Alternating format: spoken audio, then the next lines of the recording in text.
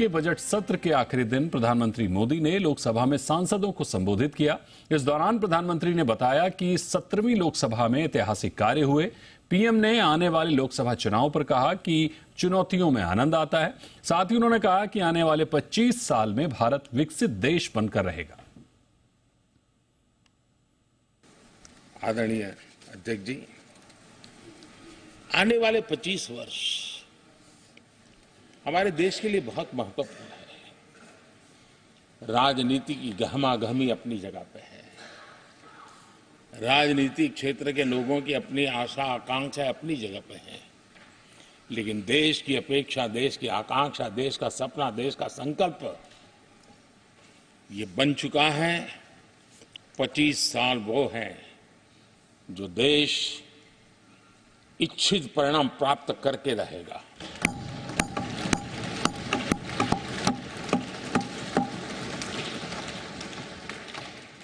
उन्नीस 1930 में जब महात्मा गांधी जी ने दांडी की यात्रा की थी, नमक का सत्याग्रह था, घोषणा होने के पहले लोगों को सामर्थ्य नजर नहीं आया था।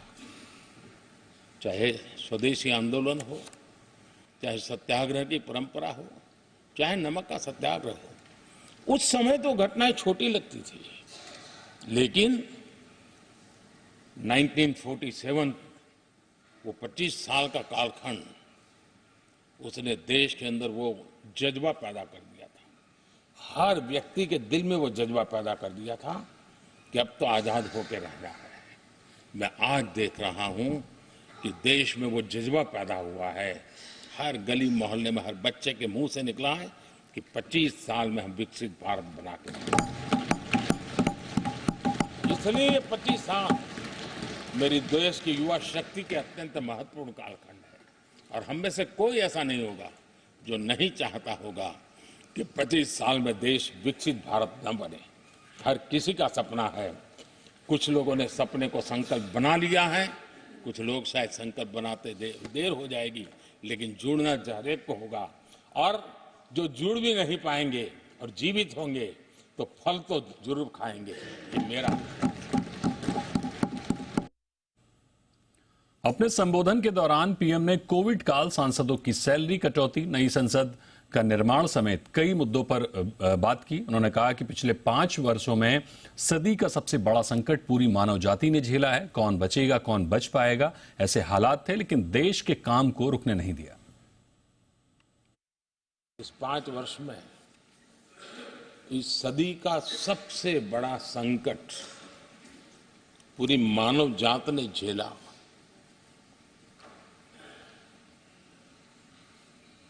कौन बचेगा, कौन बच पाएगा, कोई किसी को बचा सकता है कि नहीं बचा सकता,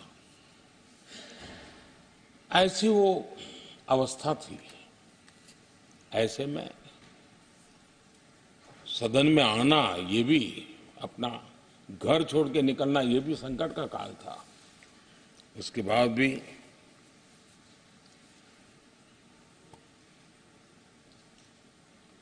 जो भी नई व्यवस्थाएं करनी पड़ी, आपने उसको किया।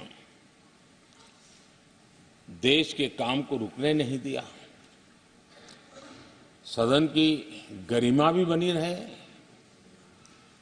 और देश के आवश्यक कामों को जो गति देनी चाहिए वो गति भी बनी रहे, और उस काम में सदन की जो भूमिका है वो रत्ती भर भी पीछे न रहे।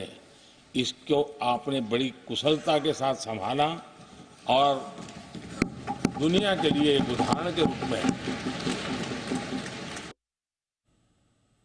पीएम मोदी ने लोकसभा में 370 का जिक्र करते हुए कहा कि जम्मू कश्मीर से 370 हटने से लोगों को सामाजिक न्याय मिला। साथ ही उन्होंने कहा कि आतंकवाद के खिलाफ सख्त कानून बनाने से आतंकवाद से मुक्ति का एहसास हो रहा है। अनेक पीढ़ियों ने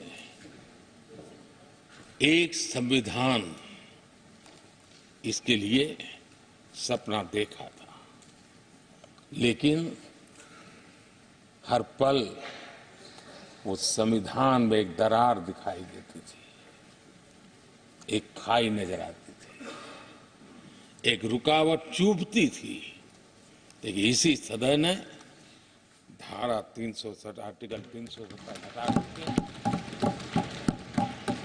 संविधान के पूर्ण रूप को, उसके पूर्ण प्रकाश के साथ उसका प्रकटीकरण हुआ।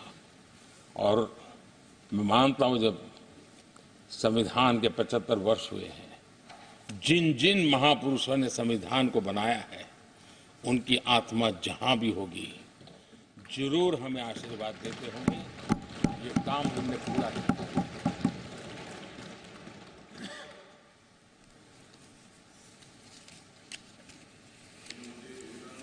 कश्मीर के भी, जम्मू कश्मीर के लोगों को सामाजिक न्याय से वंचित रखा गया था।